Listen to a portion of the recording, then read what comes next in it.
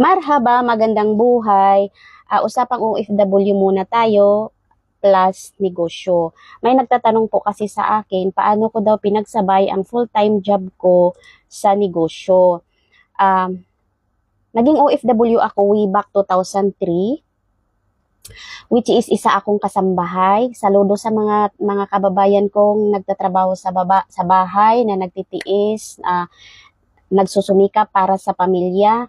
Ako, as isang kasambahay, 2003, 3 months lang talaga ako nagtrabaho dahil hindi ko talaga kinaya. Promise, mahirap ako, nabuhay ako ng mahirap na pamilya, pero hindi ko talaga kinaya. Yun ang totoo.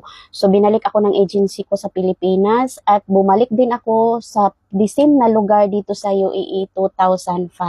So, imagine from 2005 hanggang ngayon nandito pa ako sa bansang ito. So, matatawag ko na talaga ito na second home. Imagine, ilang taon na ako at ilang taon na din ako nandito.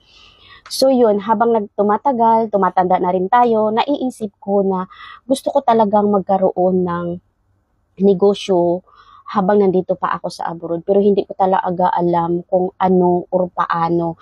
Dahil alam mo naman sa atin, ang mahal ng bilihin, renta, processing ng mga papel, di ba ilang millions or thousand ang gagastusin ko para magkaroon ako ng negosyo.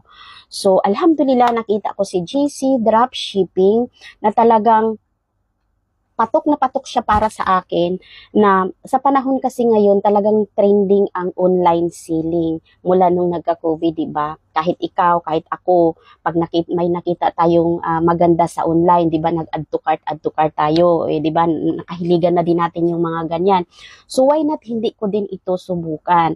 So, yun, nag-registered ako sa GC Dropshipping at nag-start ako sa negosyo ko, which is talaga, ang nagugustuhan ko dito sa GC Dropshipping ay hindi mo na kailangan ng napakamaraming stocks para ikaw ang mag-inventory, magpapak sa mga order mo sa online, at magde-deliver, hindi na ikaw yun. Si company na po talaga bahala doon. So dahil may binibigay sila sa iyo na talagang sarili mong portal, pwede mo doon i-check ang income mo weekly.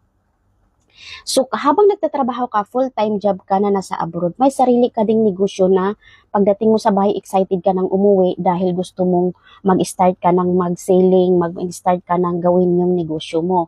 Which is, yun na, doon na umiikot ang ano ko, ang routine ko araw-araw na hindi ako pwedeng matulog, hindi ako pwedeng umalis ng bahay na hindi ako makapag-check ng aking online business. Ikaw, naisip mo ba rin ba yan na magkaroon ng negosyo?